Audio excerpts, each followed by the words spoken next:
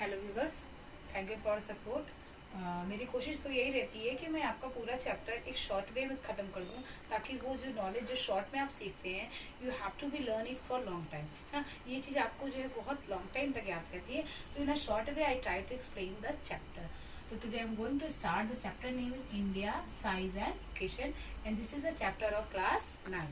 ठीक है, तो इंडिया का है एक, अगर सबसे बड़ी अगर सभ्यता देखी जाए, ओल्डेस्ट सिविलाइजेशन देखी जाए, तो that is belonging to India. India का जो सिविलाइजेशन है दैट इज वेरी ओल्डेस्ट, है ना, ओल्डेस्ट सिविलाइजेशन है। और it have make a remarkable progress in last 25 years.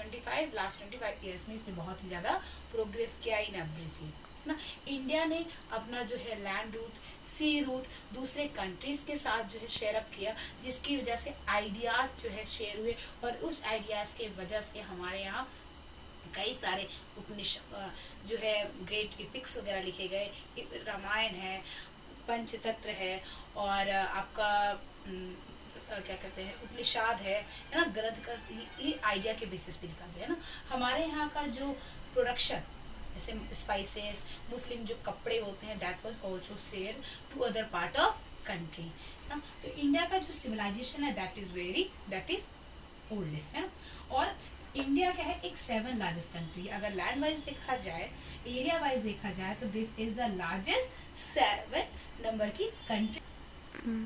India is the last 7th largest country after the Russia, Canada, USA, China, Brazil and Australia. मतलब इन 6 country के बाद 7 number पे जो कंट्री आती है on the base of their land mass, it is India. Its location is in northern hemisphere. आपका जो इंडिया है वो किस हेमिस्फीयर में? In northern hemisphere. हेमिस्फीयर का मतलब आपको पता है क्या होता है? ये है आपका अर्थ।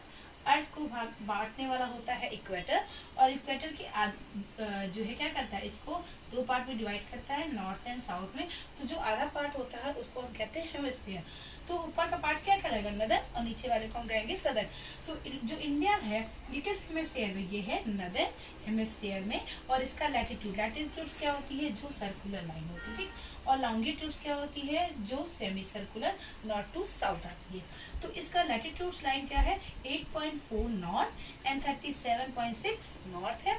एंड लॉन्गिट्यूड्स यानी जो नॉर्थ टू साउथ लाइन आती है that is 68.7 east and 97.25 east इसका लॉन्गिट्यूशनल एक्सटेंड है ना। और in which continent it is situated? It is situated in the south part of Asia continent. Asia क्या है? आपका सबसे बड़ा कॉन्टिनेंट है। तो उस कॉन्टिनेंट में हमारा इंडिया सिचुएटेड है। And most of the important latitudes that is known as Tropic of Cancer, it is passes between the part of India। और ये किस किस लाइन को टच, किस किस स्टेट को टच करती है? That is touching Gujarat, Rajasthan, Madhya Pradesh, Chhattisgarh, Jharkhand, West Bengal, Tripura and Mizoram. These are the part of these are the states of India that are on the line of Tropic of Cancer। Tropic of Cancer क्या है? वो circular line है अर्थ का, ठीक है। जो उसके बाद है आप, you can see this is map of India. तो इस मैप के बेसिस पे I am going to explain you India. किसी भी मैप में हम डायरेक्शन कैसे लिखते हैं? आपका जो राइट साइड है ना, वो है east, left side west, bottom is south and top is north. तो इसका अगर देखा जाए तो सबसे पहले देखो, इंडिया का जो लैंड एरिया है ये कितना है? 3.28 मिलियन स्क्वायर किलोमीटर है ना। इसका मतलब ये कितना एरिया कवर करता है? पूरे वर्ल्ड का ना, पूरे अर्थ का 2.4% लैंड को ये कवर करता है। नॉर्थ टू साउथ अगर इसका देखा जाए तो दिस इज 3214 किलोमीटर एक्सटेंड है। ईस्ट टू वेस्ट अगर देखा जाए तो 2933 किलोमीटर एक्सटेंड है। इसका जो लैंड बाउंड्रीज है, ये बाउंड्रीज क्या होती है? जो किसी को एक कंट्री को दूसरे कंट्री से, एक स्टेट को दूसरे कंट्री से अलग करती है। तो ये जो इसका लैंड बाउंड्रीज है ये कितना है? 15,200 किलोमीटर। और इसका जो कोस्ट लाइन, भाई कोस्ट लाइन क्या होता है? जो समुद्र सीज के किनारे जो लैंड एरिया है, तो इसका जो लैंड एरिया है वो आपका, उसकी लेंथ कितनी है? 7,516.6 किलोमीटर। आपको पता है इंडिया का जो साउथ पार्ट है वो क्या बनाता है? एक कोन शेप बनाता है ना। और इंडिया का जो नॉर्थ पार्ट है, यहाँ पे आपको माउंटेन्स की रेंज मिलेगी, दैट इज फोल्ड माउंटेन्स। और ये क्या करता है, जो हमारे जो कोल्ड विंड जो है नॉर्थ की तरफ से आता है, उससे हमारे इंडिया को पूरा प्रोटेक्ट करता है। ठीक है, इंडिया के ईस्ट में आपको मिलता है बे ऑफ बंगाल, वेस्ट में आपको मिलता है अरेबियन सी, और अरेबियन सी में ही छोटे छोटे आइलैंड का ग्रुप है, दैट इज लक्षद्वीप। और बे ऑफ बंगाल में ग्रुप है आइलैंड का, that is known as Andaman. India एक ऐसा कंट्री है जो जिसको उसका नाम उसके साउथ में होने वाले इंडियन ओशियन के नाम से ही मिला है ना, इंडिया का नाम।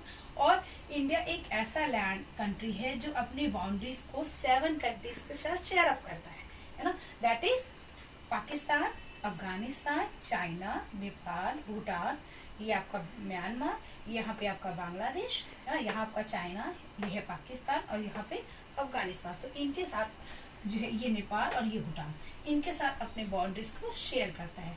इंडिया क्या है, इसका एक जो है आइलैंड जो है कंट्री है जिसका नाम है Sri Lanka, it is also neighbouring country है ना, जो इसके एक पाकिस्तान एक लाइन है जो उसको छोटी सी लाइन है जो उसको जोड़ के रखता है। ठीक है, फिर इंडिया क्या है, इंडिया का जो शेप है और इंडिया की जो लेंथ है कोस्ट लाइन की, ये एनी अदर कंट्री से बहुत ही लॉन्ग है, लॉन्गेस्ट है कंट्री वाइज। और इंडिया अपने रिलीजन्स, अपने कल्चर, अपने डाइवर्सिटी के लिए वर्ल्ड वाइड फेमस है, पूरे वर्ल्ड में अपनी इतनी वेराइटीज में। फॉर एग्जांपल अगर नॉर्थ में जाते हो तो you are finding mountains, if you are going to west area you are find, north to east में आते हो यू आर फाइंडिंग डिजर्ट, आप साउथ में आते हो तो यू आर फाइंडिंग ओशियन, है ना। तो इंडिया का इतना डिफरेंट लैंडफॉर्म है कि यहाँ पे आपको डिफरेंट डाइवर्सिटी दिखती है पीपल्स में, यहाँ के रहने वाले लोगों की वे लाइफ स्टाइल में। तो this is making you India a unique land, है ना। तो this is a short way of understanding the chapter. So if you want to understand it, watch it again and again, and it will be very helpful for you. So I'm stopping my video, and if your comment is very important for me, and subscribe it as more you can. So thank you.